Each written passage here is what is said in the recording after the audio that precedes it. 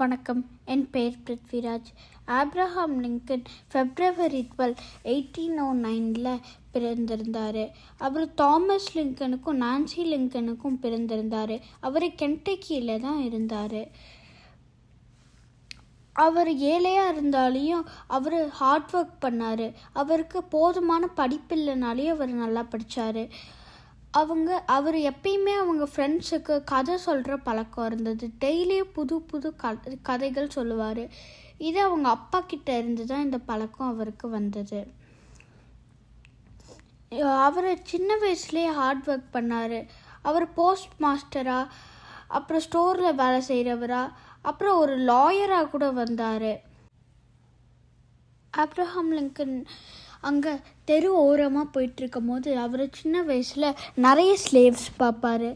நிறைய பேர் அடிமைகள் மாதிரி காலில் சங்கிலியும் கையில் சங்கிலியும் போட்டு மார்க்கெட்டில் விற்றுட்ருப்பாங்க. அப்போ இந்த ஸ்லேவரியை அவர் ஒழிக்கணும்னு நினச்சாரு. ஆப்ரஹாம் லிங்கன் நல்லா படிக்கிறாரு.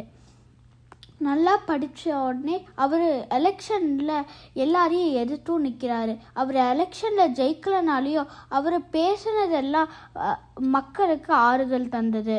அது மட்டும் இல்லாமல் அவர் 16th பிரசிடெண்ட்டாகவும் ஆக்குனாங்க மக்கள்.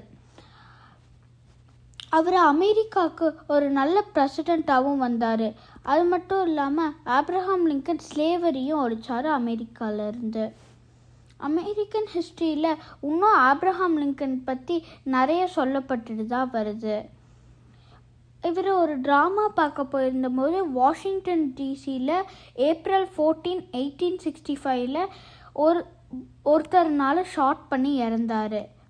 இதோடு இது முடியுது. நன்றி, வணக்கம்.